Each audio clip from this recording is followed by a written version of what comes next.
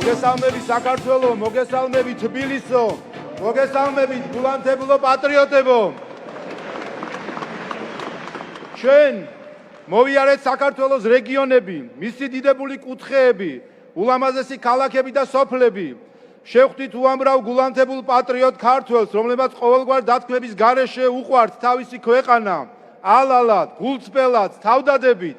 და დღეს ჩვენი ერთობა დაგვირგვინდა საქართველოს გულში, ჩვენს მრავლის მნახველ, მრავალ ჭირგადაყრილ, ამაყ, ქედმოუხრელ და უდრეგ დედაქალაქში. აქ ყველაზე ძლიერად ისმის ქვეყნის გულისცემა. აქ ერთიანდება ჩვენი წარსული და აწყო.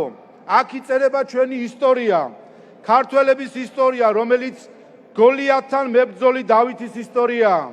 ასე გვარგუნა ბედმა და განგებამ, ასე იყო უწინ და ასეა დღესაც. ეს განსაზღვრა იოანე ზოსიმემ, როცა გვამცნო ქართული ენის, ქართველი ერის მისია, როლი და ფუნქცია კაცობრიობის ისტორიაში. ჩვენ ვართ ჭეშმარიტად ადამიანური ღირებულებების მოდარაჯე, მცველი ქრისტიანული წამსისა და შესაბამისად ვართ მცველი უმთავრესი ფასეულობის, ადამიანის. სწორედ ამას გულისხმობთ, როცა ვსაუბრობთ ქართულ ანუ ევროპულ ღირებულებებზე.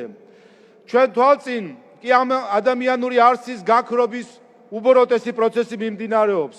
ყალბი პროგრესის მედროშეებმა ჩვენი ათასწლოვანი ისტორია წარსულს ჩააბარეს. რელიგია ფსევდო-ლიბერალიზმით ჩაანაცვლეს. სქესი კითხვის ნიშნის ქვეშ დააყენეს. მართლმადიდებლობა კი განვითარების დამაბრკოლებელ ფაქტორად გამოაცხადეს. ლიბერალიზმის სახელით წაგვიბლწეს ღვინო, შეურაცხყვეს ხატები, გმირი მეფეები მოღალატეებად გამოგვიცხადეს. ფსევდორელიგია იკავებს მედიას, სკოლებს, წალეკვით ემუქრება ჩვენს იდენტობას და თვითყოფადობას. გაცხადებული ბრძოლა სწორედ რელიგიასა და ფსევდორელიგიას შორის მიდის და ეს ბრძოლა მოსაგებია ჩვენი გამარჯვებით. ჩვენ ვართ 17 მაისის ოჯახის სიწმინდის დღის საქართველო, ილიას საქართველო, სადაც მამული, ენა, სარწმუნოება ქმნის ქართულ ცნობიერების ჩარჩოს.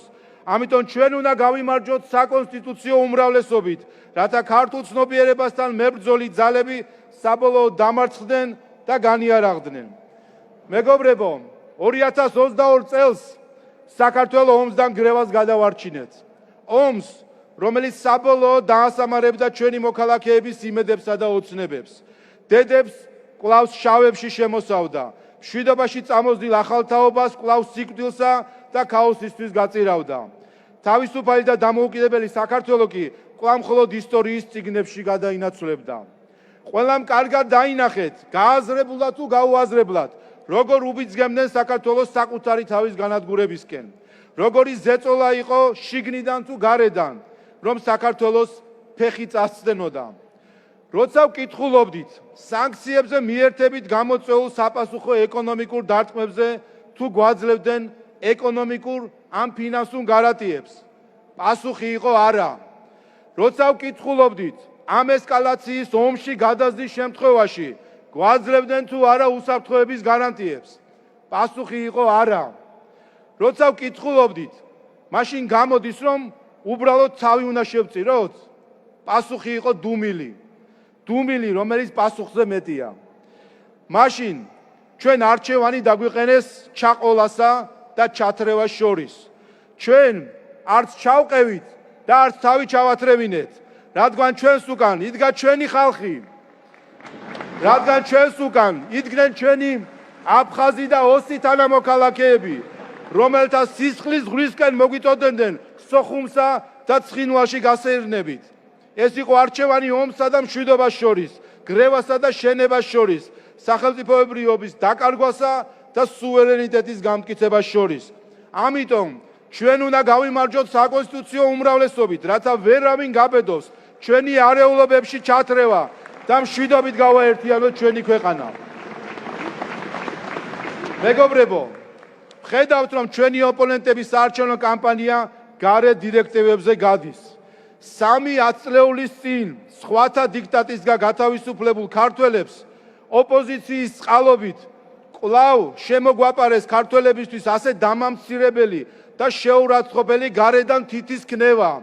ამით აშკაროებს ოპოზიცია თავის ჭეშმარიტ ყოფას, რაც ჯილდოს მოლოდინში სხვების მსახურებაა.